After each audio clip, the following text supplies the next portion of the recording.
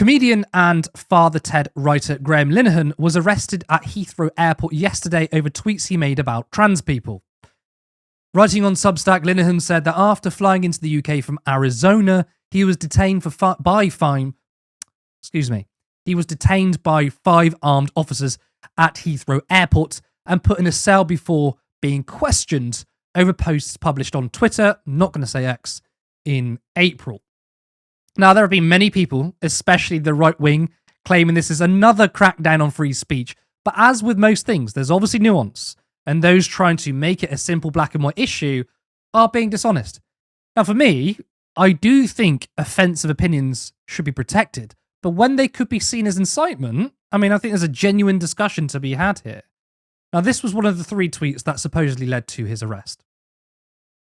If a trans-identified male is in a female-only space, he is committing a violent, abusive act.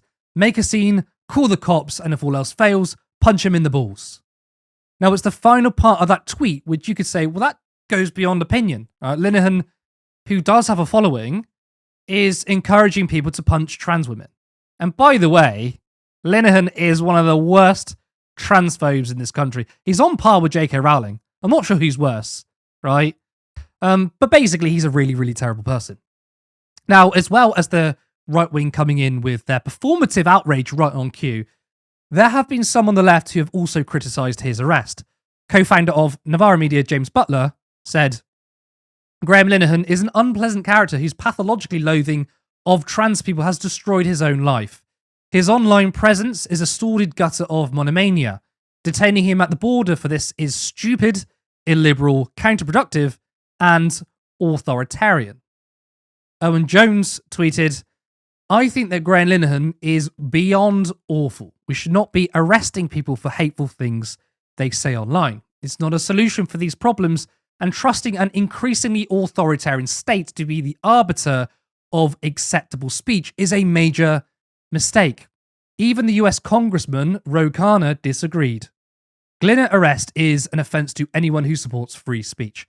I guess UK has not learned from the time prosecutors read passages of the picture of the Dorian Gray to convict Oscar Wilde. Now, they have faced criticism for this take, but if I'm honest, I do think they kind of make a point, which is that, look, the left have always been either highly critical or have had full-blown opposition to the state. So you could see how this would be in line with anti-statist views. But having said that, right, Just Stop Oil activists were jailed for 5 years for having a Zoom meeting about a protest. Just today, a pro-Palestine activist was arrested for making a Zoom call or planning to have a Zoom call about a protest. So, it would be 2-tier if incitement is ignored. Now, what I find ironic is that I've shown examples of people on the left being against Linehan being arrested. Yet, can you show me a single right-winger who's come out against the arrest of people holding Palestine Action placards peacefully protesting? Even those who simply wore the Palestine football shirts have faced arrest. Nothing from them because they never cared about free speech. Helena, do you think it was right that Linehan was arrested? I feel like I'm in the fucking Twilight Zone, Curtis. The discussion around this has genuinely made me lose my mind, right? So, proportionality. Let's talk proportionality here, where I think all of us can come to some agreement. There was no reason to have him arrested at the border. Of course, this was done by armed officers because they were at an airport and all airport officers are armed. So they weren't specifically armed for him, which is a take that I've seen around, right? But you don't need 5 of them and you don't need to have it at the border. Send him a letter for summons, right? Over a tweet, if you want to do that. That's absolutely perfectly reasonable. It should have been handled far more delicately and didn't need to turn into this fucking spectacle that it became when, again, it is just a tweet, right? But the idea that this isn't incitement, when we've just had Lucy Connolly charged over similar kinds of incitement, is crazy. What Graham Linehan tweeted out, in my opinion, is far worse than what Lucy Connolly tweeted. Lucy Connolly said something as a throwaway comment, which said, do something for all I care. That wasn't an explicit instruction. That didn't direct anybody to do it. It was a throwaway comment and she was angry at the time. I believe she's a racist, obviously, but what he did was, in my opinion, a direct instruction to his followers. You should do this thing. I do not buy for a moment that this was a joke or this wasn't serious, right? I know what this man's views of trans people is. I know, I've seen his tweets. I have seen the way in which he vilifies this community and people like me. I know what his opinions of what we are or what we potentially are. And the idea that he would call, because it would stand to reason that if you hold the kind of views about trans women that Graham Linehan does, that you would feel like these people were a genuine threat. People like me were a genuine threat towards us. And therefore, you would think of using self-defense as like the best defense is a good offense, for example, whatever it might be, right? It looks to me that that's a direct command to his audience, to his 600,000 followers at time of recording, I believe, to go out and commit violence against trans people. If this was literally any other minority, if you talked about punching Jews, do you think that we'd be having this conversation? No. If you talked about punching Polish people, would we have this conversation? No. As soon as it's trans people, though, as soon as it's people that the media have had a concerted smear campaign around, manufacturing consent for the eventual kind of targeted attacks that will come. I mean, you just see what happened to Brianna Jai, for example, a couple of years ago. Like, they've been manufacturing consent to smear all trans women as being perverts and paedophiles and completely kind of deranged individuals. And do you think people won't act on these kind of actions? This is the reality. We're the only minority that this kind of language would be acceptable about, apart from maybe Romani, right? Which is the only, and the media narrative has been, well, Graham Linehan has been arrested for his views on trans people or for tweeting in a gender critical manner. No, it was incitement to violence he got arrested for, and the charge had been fucking dropped anyway. Joke country. Like, sure, I can have these arguments about whether incitement should be a criminal offence, whatever it might be. I think that it should be. I think that we shouldn't be having what is, in my opinion, stochastic terrorism being allowed, regardless of whether it's in writing, whether it's on speech, or whether it's in less than 140 characters on social media. The platform is irrelevant to me. We can have that discussion. But if we already have the precedent that for what things like Lucy Connolly has said being incitement, how this cannot apply to the tweets, or the specific tweet that we're referencing here, in my mind, it's ridiculous. It's ridiculous that one of these can be counted as incitement and the other can't be.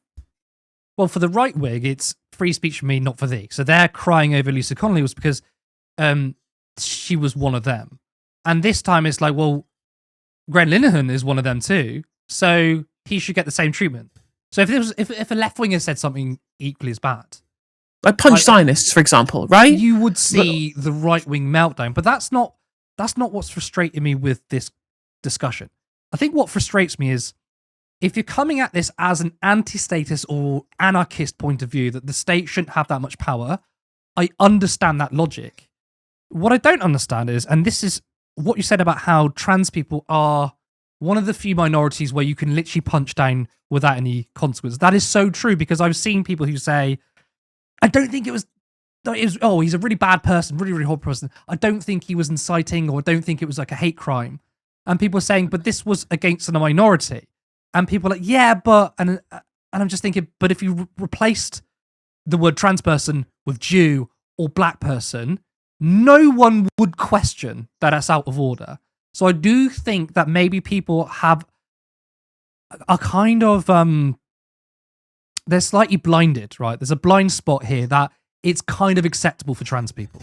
That's what I think. So if you're consistently saying, look, it's because I want freedom from the state, and that's your logic, I understand it. I think it's a good argument. I think when you're saying, and I have seen people who call themselves on the left as well, and they probably are left wing. They say he's an arsehole, but I don't think that's bad. I do wonder if you were to replace the minority with Jewish person or black, you would get a different response. I think that's categorically what would be the case. Oh yeah, I think like there is no level of consistency on any side. If, like, for example, if someone had said something very similar about Zionists, for example, you should go and punch a local Zionist. Like, if they did something, that would also be unacceptable. I would also say that under the same kind of guise as way we treat Lucy Connolly, and the way that Graham Linehan was treated and then is now not being treated because the charges have been dropped. I think that these should all be carrying the same kind of weight regardless of your political background. And that's the consistency that I have. But the thing is, as you pointed out earlier, there is no consistency when it comes to the right wing. Should there be custodial sentences? Should their sentences be as long as Lucy Connolly got, for example? These are all debates that I'm very, very happy to have. Should it have been a prison sentence at all? Potentially not. Maybe it should have been community service, whatever. Maybe that would have been better for her as a person in the Lucy Connolly case. And maybe there should be some community service for Graham if this wasn't something he got convicted. All this up in the air, because the charges have been dropped. But these are all conversations perfectly reasonable for us to have. But the fact that someone can, from what I can see, in my opinion, is just openly advocate for violence, just get off scot-free, and then they only be acceptable in the case because trans people are the target. Like, I cannot see an oppositional argument to this. Support independent media. Support social justice that's there on social media. Thank you. Turn left.